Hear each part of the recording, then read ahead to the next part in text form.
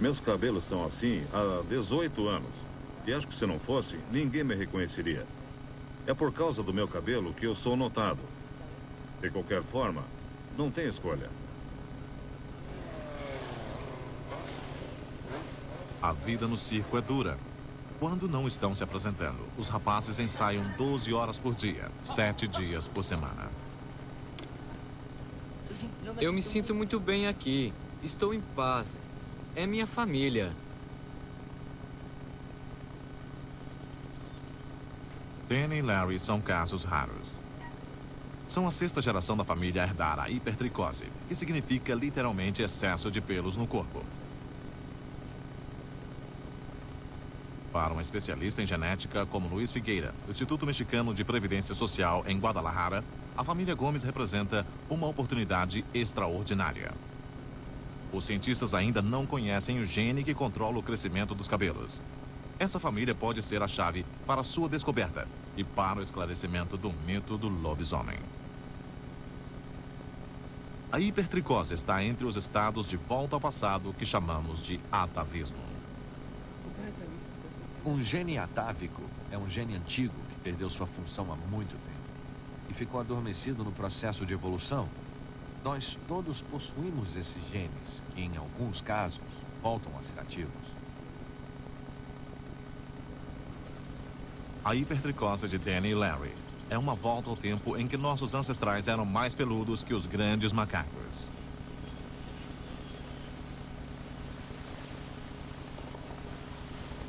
Temos o mesmo número de folículos capilares que o chimpanzé. Os pelos de nosso corpo são apenas menores e mais finos. Para os cientistas, no processo de evolução, o gene responsável pela nossa capa de pelos foi desligado.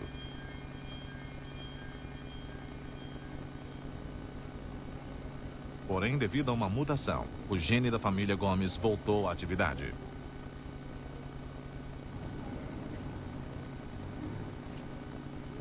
Hoje, Luiz Figueira tem uma missão.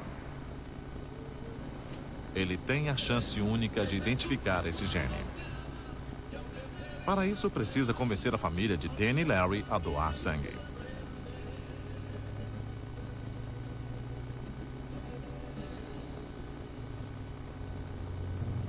A hipertricose era antigamente associada a outras anomalias. A figura deles era tão estranha que só podiam sobreviver como aberrações em um circo.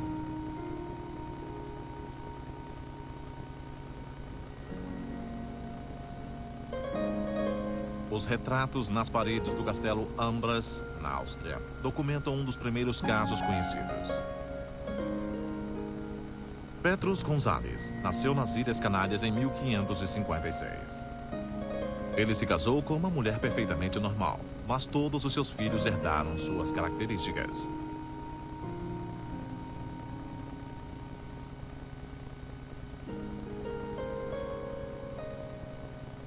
O público pasmava diante de Júlia Pastrana. Nascida no México em 1834, ela tinha 1,35 m de altura, vastos bigodes, a boca enorme e deformada e o nariz achatado. Quando o marido de Júlia a exibia, dizia-se que ela era meio mulher, meio macaca. A mulher mais feia do mundo. Júlia ficou desolada quando seu único filho nasceu deformado e coberto pelos pelos como ela. Ele morreu horas depois de nascer e Júlia morreu 3 dias depois, aos 26 anos. O inescrupuloso marido mumificou os corpos e continuou a exibir os cadáveres de mãe e filho. Por ser uma característica herdada, sabe-se que a hipertricose está ligada aos genes.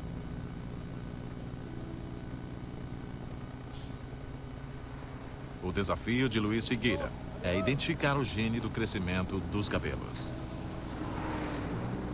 A família Gomes vive na pequena cidade de Loreto, no centro do México, próximo à Sierra Madre.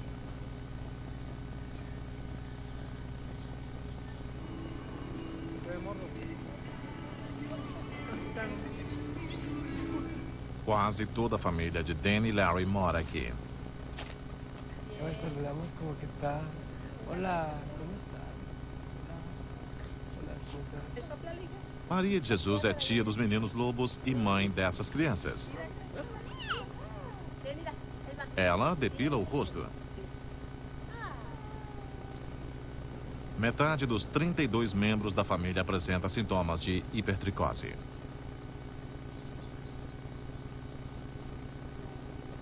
Nos homens, os sintomas são mais evidentes. As mulheres apresentam partes dos sintomas. Localizar o gene é uma tarefa monumental. Sopla.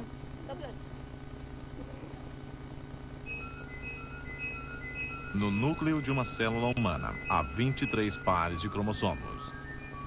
Cada um deles composto de DNA extremamente compactado. Nesse DNA, há cerca de 100 mil genes, com todas as instruções necessárias para a formação de um ser humano.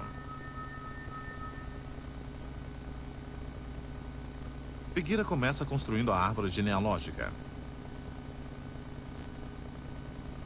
As mulheres afetadas pela hipertricose são representadas pelos círculos escuros, os homens pelos quadrados escuros. Os membros da família que não foram afetados são representados por círculos e quadrados vazios. Esse quadrado representa o tio de Danny e de Larry. Ele tem hipertricose. Barbeava o rosto para conseguir trabalhar.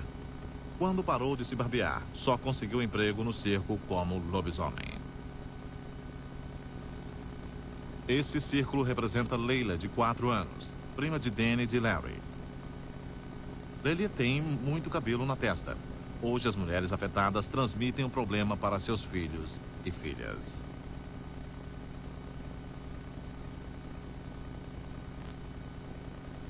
Os homens transmitem apenas para as filhas, o que quer dizer que a hipertricose está ligada ao cromossomo X.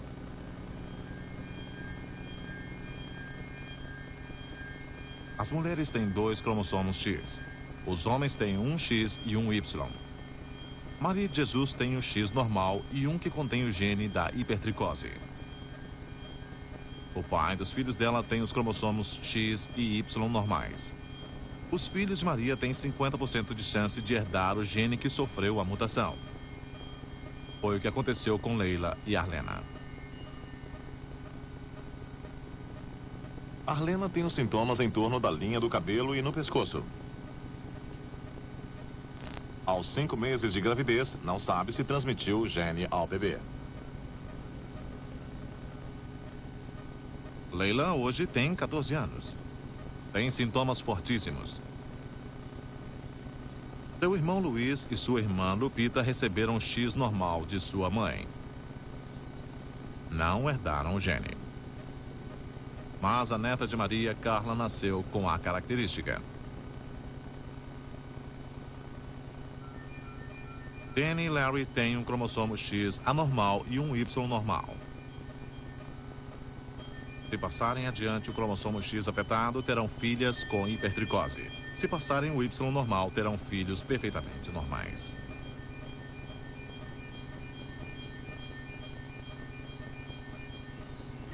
Nenhuma outra família no mundo transmitiu a hipertricose pelas gerações como uma característica do cromossomo X.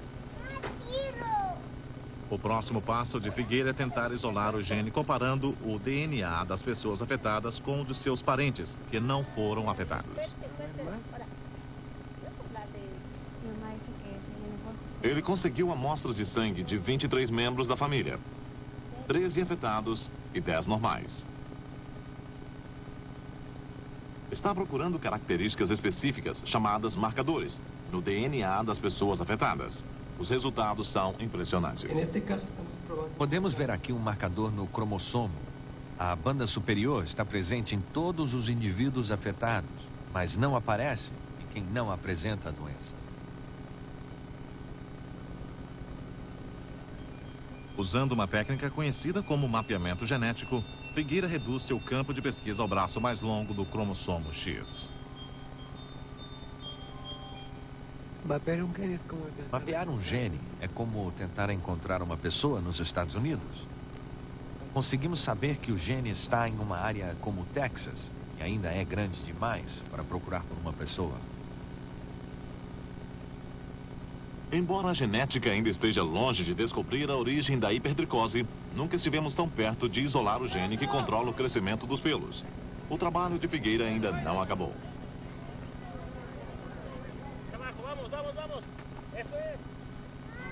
Ele não conhecia Danny e Larry até hoje. Vou apresentar o Dr. Luiz Figueira. Ele conhece sua família. Os únicos garotos lobisomens do mundo. Por terem saído de Loreto na infância, não entraram nas pesquisas iniciais de Figueira. Hoje ele espera que as amostras de sangue deles o levem mais perto de seus objetivos. El árbol genealógico de la familia, en este caso es como... Danny e Larry vão cooperar embora não haja tratamento nem esperança da cura para eles. A gentileza dos dois nos faz lembrar o quanto são injustas as lendas. Si tenemos su mamá Aqui está sua mamãe e aqui estão Larry e Danny. Preciso ir. Obrigado. Em outra época, Danny e Larry poderiam ter sido queimados como lobisomens. Mas Luiz Figueiras trouxe ciência e compreensão para ajudá-los. Debido a que la gente no Por entiende. ignorância, as pessoas os rotulam de lobisomens. Não percebem que são pessoas normais, pessoas com esperanças, sentimentos e sonhos. A única diferença é que eles têm mais cabelo no rosto.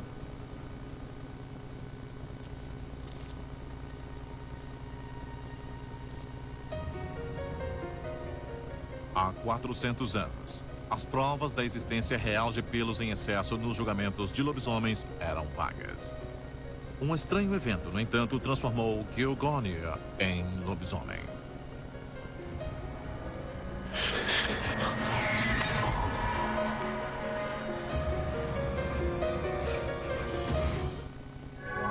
Estamos apresentando Mistérios Médicos. Mistérios Médicos.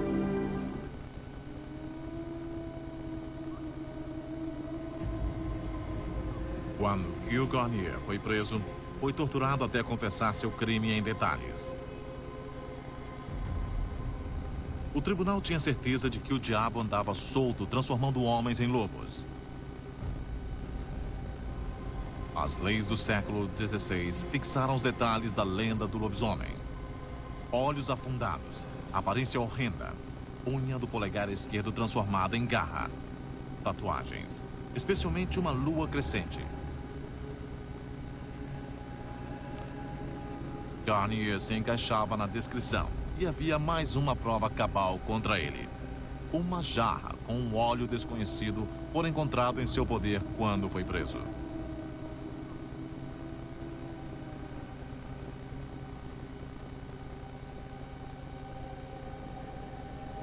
Garnier testemunhou que tinha feito um pacto com um espírito maligno que encontrara na floresta. Do espírito ele ganhara um unguento mágico para passar na pele. E era isso que o transformava em lobisomem.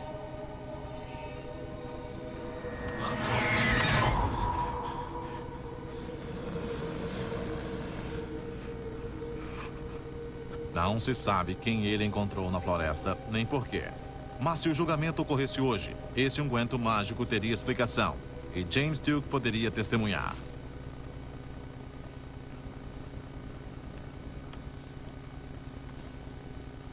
Duke tem uma teoria. Garnier pode ter estado doente e buscado ajuda com uma feiticeira. Parece que não havia médicos na época e as bruxas conheciam os poderes curativos das plantas. Duke é especialista nesse assunto. Não é bruxo, mas conhece algumas bruxarias. Botânico, trabalhando para o governo dos Estados Unidos há quase 3 décadas. Viajou o mundo aprendendo os segredos populares de curandeiros e bruxos, práticas que mudaram pouco nos últimos 400 anos.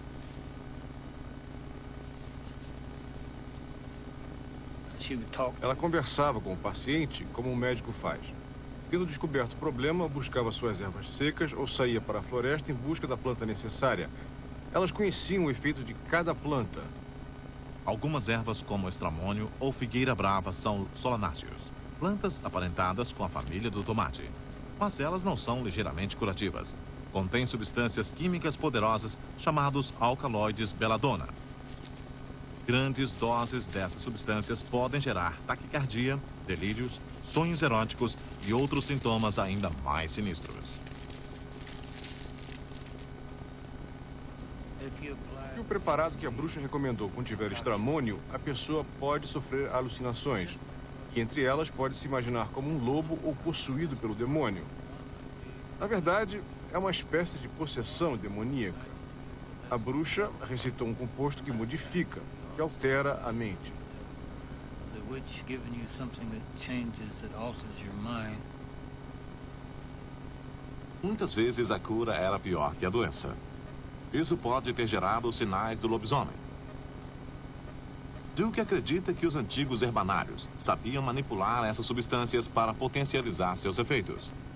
Algumas eram transformadas em chás, outras em ungüentos ou óleo para a pele. Algumas eram combinadas com álcool, outras com óleo.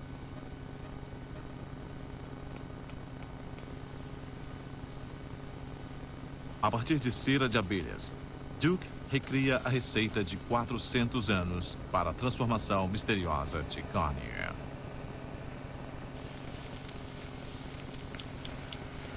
Ele acrescenta bastante lanolina, conhecida pelas bruxas como a gordura de meninos.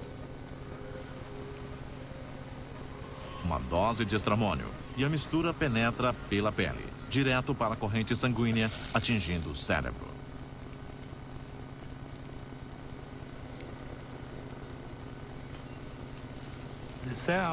Usava essa mistura na pele porque, se ingerida, teria gosto ruim e poderia provocar vômitos. Às vezes, através da pele, as substâncias chegam mais rápido à corrente sanguínea, evitando-se a náusea e os vômitos, e obtendo os resultados mais rapidamente.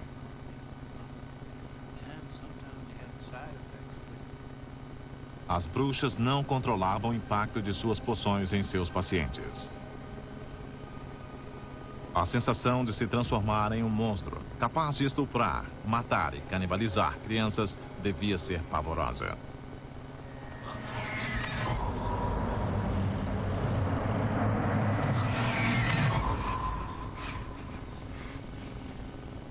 Por outro lado, as que usavam seu conhecimento para o próprio prazer podem ter sido a origem da lenda de que as bruxas podem voar. Algumas pessoas gostam do delírio. Podem se sentir voando e, assim que o efeito acaba, elas se lembram do que aconteceu. Algumas pessoas gostavam da experiência. Em outras palavras, às vezes a viagem era boa e depois muitos queriam voltar. Elas podiam até ver a experiência como um encontro espiritual.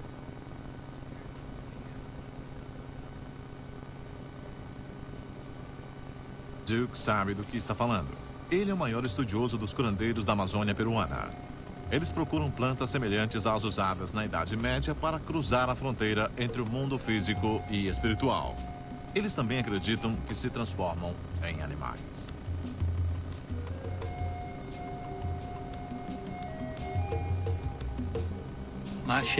O meu xamã da floresta transforma-se em onça e aprecia a experiência.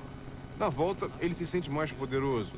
A floresta é seu templo e isto é uma espécie de experiência religiosa para ele.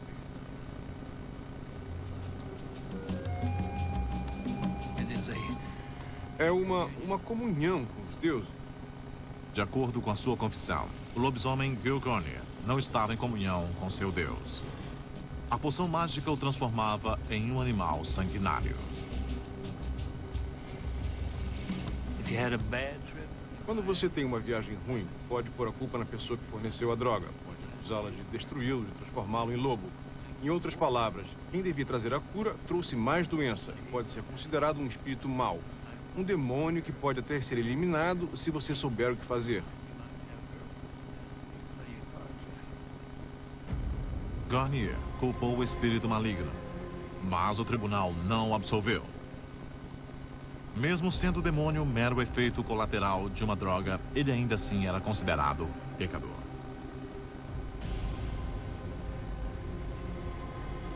Era mesmo? 4 séculos depois, uma testemunha diria que lobisomens como Gil Cornea podem não ter cometido crimes hediondos. Poderiam ser apenas prisioneiros das próprias mentes.